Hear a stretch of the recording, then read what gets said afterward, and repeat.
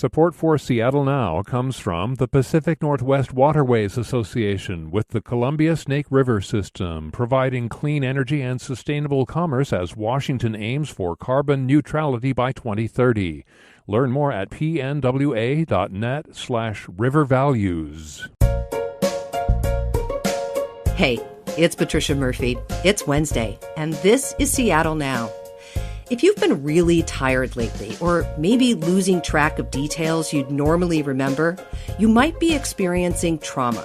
The pandemic isn't just a hard few months. It's a traumatizing event, and living through it is impacting our mental health.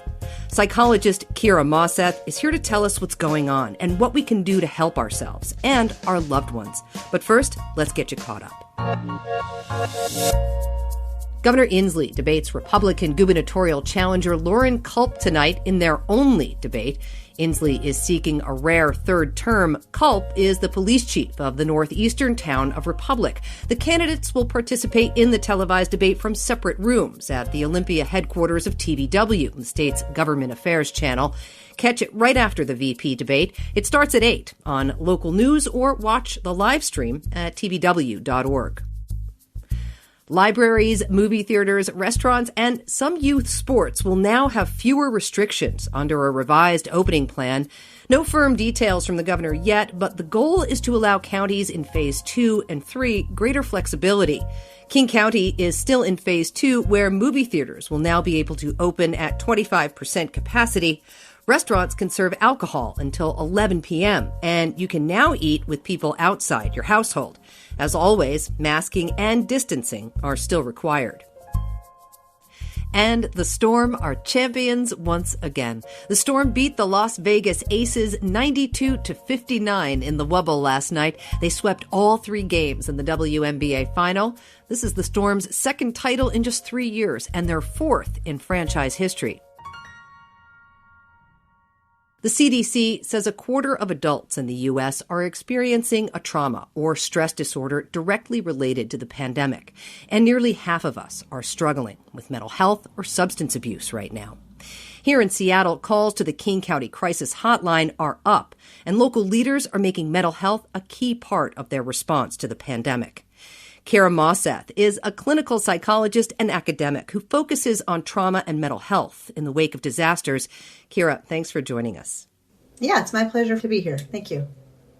So the word trauma is often associated with the effects of war, or maybe we'll hear about a crime victim who was traumatized. But right now I'm hearing a lot of people talking about living through the pandemic as a form of trauma.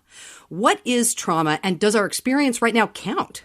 Absolutely, it does. So I guess the first thing is to recognize that a pandemic is a form of a natural disaster. And disasters kind of by definition are traumatic in terms of how they affect people.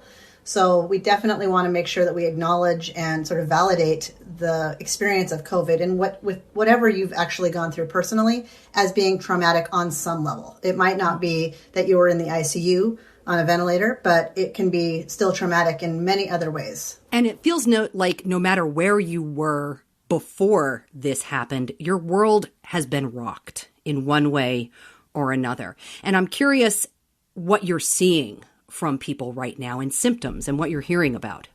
Yeah, so it's changed a lot over the last 6 to 7 months. And I think that's an important thing to remember as well, is that, we've all been dealing with this for a while now. So people are really tired. Our brains are worn out. So the symptoms that I'm seeing in private practice are a little bit different now than what we were sort of dealing with at the beginning, which was definitely more shock, more panic, and sort of acute stress kind of a thing. Sure. Now we are much more likely to be dealing with depression. There is a sense of kind of hopelessness about when is this thing going to end. Our bodies are kind of tired. Our brains are responding in fairly predictable ways to being 7 months into a pandemic. All right. So maybe we're tired. Maybe we're not performing as well as we would like to in our lives. It's an easy time to be hard on ourselves because we're not achieving things, because we can't seem to muster. I'm thinking about the bread thing at the beginning of the pandemic when everybody was like, oh, we're making bread. Yeah. Now we're 6 months in, maybe the bread's not working. Maybe your gratefulness for your, privilege isn't really filling up the entire space anymore. Yeah. It's a hard time It totally is. And I think gratitude is something really important to hang on to right now, finding little ways to be grateful for what we do have, but just also, shifting our expectations around performance and around success. Like, what does that look like right now? And that's very different in October than it was in January or February. And letting go of some of those pressureful expectations for success and performance, especially at work, with our kids, with homeschooling. We can't do all of that. And our brains are actually not working in our best interest right now. People are much more apt to lose concentration, to lose track of details, to not remember small things, to feel distracted and not be able to focus. And that is a normal neurological consequence of where we are in the recovery and response cycle. So we need to go easier on ourselves and to expect that this is a difficult time and to realize and recognize that for ourselves. Absolutely. And if we don't, it's going to make the next several months a lot harder. So just backing off of that sense of pressure is going to be in everybody's best interest right now. Okay, so that's definitely one way we can react to our new reality. Another way that I think I'm guilty of is the doom scrolling, right? This weekend just about sent me reeling into the stratosphere when I found out that President Trump had COVID. And I think I spent about 11 hours on Twitter in one day, just scrolling. Yeah. Why do we do this? Well, I think the first thing about that is to recognize that seeking information is a way that people commonly use to try and mitigate their own anxiety. So when we feel really anxious, we want more information to try and feel like we have a sense of control over what is essentially an uncontrollable situation. So I would suggest putting time limits. Give yourself an hour. You can read headlines. You can read a couple good articles in depth in an hour. That's more than enough time. And then make yourself put the phone down or shut the laptop and do something else. And just have some constraints. Boundaries around that is really helpful. And of course, though, once you stop the scrolling is the quiet moment where it all starts to land. And that's when it starts to get uncomfortable. And then the whole cycle repeats itself again, I feel like. Yeah, the trick with that quiet moment and that the idea of mindfulness is really it's a recovery aspect of traumatic experience where we can learn how to tune into our surroundings and our immediate physical environment so that we really recognize on a very deep level that we are not under threat right now. Everything is actually okay. Even if the circumstances aren't ideal, that's not what we're going for. And being able to tune into ourselves to such a degree that we're not obsessively worrying about what's already happened that we can't change or anxious about what is going to happen in the future that we can't possibly predict. We're just in the moment right now. And that actually does go a long way to mitigating anxiety. Pulling it way into your 3-foot zone, looking at, I'm in my house. This place is safe right now. Yes. And of course, the pandemic is not impacting people the same way.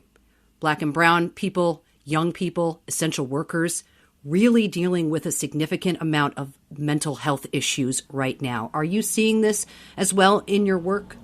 Absolutely. I've heard something, same storm, different boats.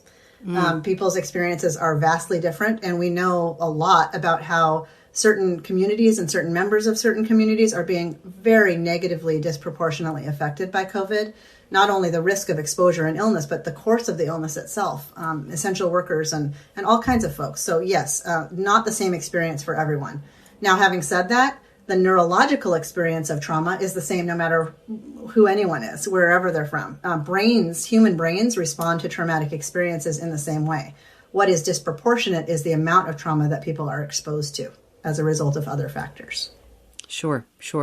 Okay, so it's pretty clear that we are a raw nerve right now. What do we need to do systemically to start to heal? I think we need to talk about a culture change that prioritizes the idea of resilience building, changing the expectations, collectively as a group. And when I say culture change, I mean on the biggest scale possible. So collectively, we need to sort of embrace the idea of being flexible. We need to embrace adaptability. In order to not only just survive this, but to thrive in it too, which is certainly possible. I would also emphasize that resilience is by far the most common outcome for trauma of any kind across disasters. And collectively, we are definitely stronger and more resilient than this virus. I like to focus on the practical, the pragmatic, like what can we do about it? I recommend people identifying external resources that have helped get you through the last 6 to 7 months because you've survived it. So what worked and why? And then what's still needed? Like what are the external resources you still need going into the fall, winter? In addition to that, do a little bit of an evaluation about internal resources and internal strengths. So you have external and internal. Do that evaluation. Write it down on paper. Don't ask your brain to hold that for you. And then focus on active development of those things that are needed. Adjust your goals, adjust your scope, change your expectations for your partner, for yourself, for your kids, and do that. Just focus on today. Like, what do I need to get done today and this week? If you're setting your goals out too far, thinking about the holidays, that's too far. That's not going to work. There's too many unknowns between now and then. So really just narrowing our scope. We cannot hold ourselves to the same kinds of standards as we were living with in 2019 and even January and February. We have to adjust in order to be successful here, and we need to. That's very important. It's very important. We're a success-driven culture, and this is a hard time to try to be successful. What can we do for people we know who may be struggling? So I would always encourage folks to reach out and ask open-ended questions and engage in active listening. Active listening is something we don't do very well culturally because we are a problem-solving oriented culture. And active listening is listening for the purposes of understanding and caring about what someone else is going through and not for the purpose of solving a problem. So once you tackle yourself and your self-care plan, if you have the bandwidth to expand that to your other family members or your community and neighborhood, try to actively listen to people. That is actually one of the most effective psychosocial interventions following any disaster, because problem solving doesn't work when the problems are so big. We can't actually do it. So let's focus on letting people process what they're going through, right? And listen to them and understand what's happening and try and care and empathize. That actually affects people's mental health in a much more positive way and in a much more lasting way than trying to problem solve. Everybody benefits when we can see each other more clearly, Kira. That's for sure. Thank you so much for taking the time, Kira Mauseth. Really appreciate your insight. My pleasure. Thank you for having me. If someone you know is struggling, there's a link to mental health resources in our show notes. Seattle Now is produced by Clare McGrane, Sophie Reed, Caroline Chamberlain Gomez, and Jason Pagano. Matt Jorgensen does our music. I'm Patricia Murphy. See you tomorrow.